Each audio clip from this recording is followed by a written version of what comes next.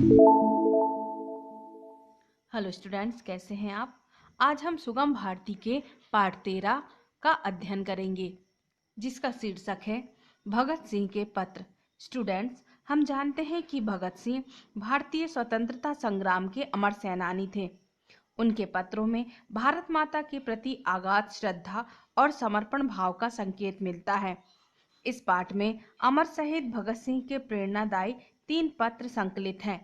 पहला है, भगत सिंह का विवाह तय कर देने के संबंध में पिता का पत्र प्राप्त होने के बाद उनके उत्तर में भगत सिंह द्वारा लिखा गया पिता के नाम पत्र।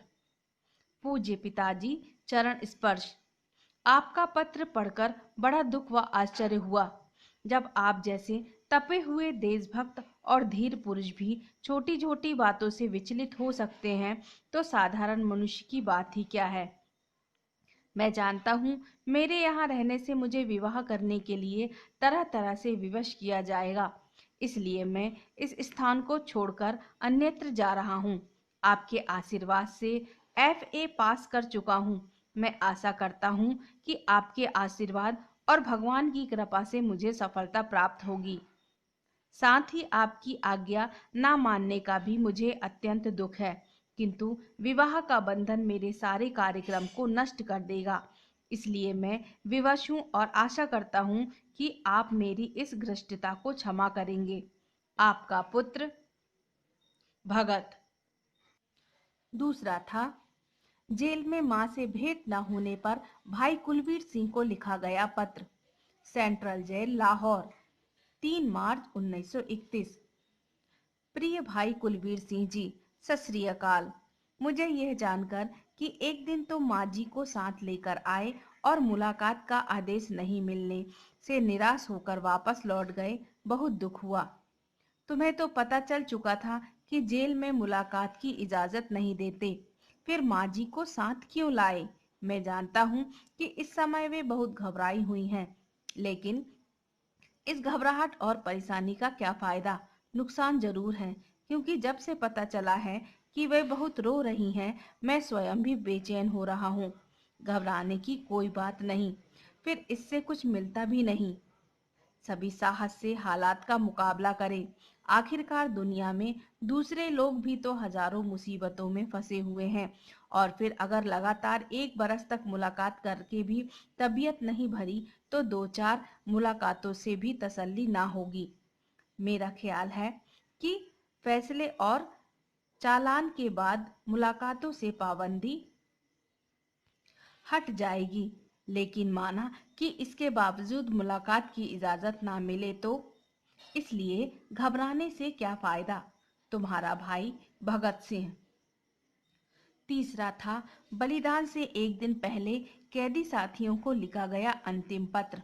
22 मार्च 1931। साथियों, नमस्कार। स्वाभाविक है कि जीने की इच्छा भी होनी चाहिए। मैं इसे छिपाना नहीं चाहता, लेकिन मैं एक शर्त पर जिंदा रह सकता हूँ कि मैं कैद होकर या पाबंद होकर जीना नहीं चाहता। मेरा नाम हिंदुस्तानी क्रांति का प्रतीक बन चुका है, और क्रांतिकारी दल के आदर्शों और कुर्बानियों ने मुझे बहुत ऊंचा उठा दिया है। इतना ऊंचा कि जीवित रहने की स्थिति में मैं इससे ऊंचे में हरगिज नहीं हो सकता। आज मेरी कमजोरी जनता के सामने नहीं है। अगर मैं फांसी से बच गया तो वे जाहिर हो जाएगी, और क्रांति का प्रतीक चिन्ह मध्यम पड़ जाएगा, या संभवतः मिट ही जाएगा।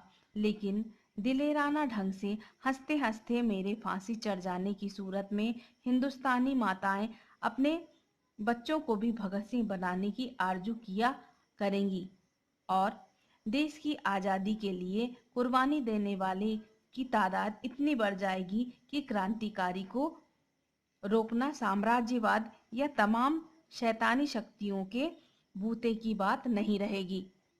हाँ, एक विचार भी मेरे मन में आता है कि देश और मानवता के लिए जो कुछ करने की हसरतें मेरे दिल में थीं, तब शायद उन्हें पूरा करने का अवसर मिलता और मैं अपनी हसरत पूरी कर सकता। इसके सिवाय मेरे मन में कभी लालच फांसी से बचने का नहीं आया। मुझसे अधिक सौभाग्यशाली कौन होगा। आज मुझे स्वयं पर बहुत गर्व है। अब तो बड़ी बेताबी से अंतिम परीक्षा का इंतजार है। कामना है कि यह और नजदीक हो जाए। आपका साथी भगत सिंह। सो स्टूडेंट्स, ये थे भगत सिंह के द्वारा लिखे गए कुछ पत्र। आज का आपका होमवर्क है, इन पत्रों का पुनः सस्वर वाचन करें। आज के लिए इतना ही। Okay students.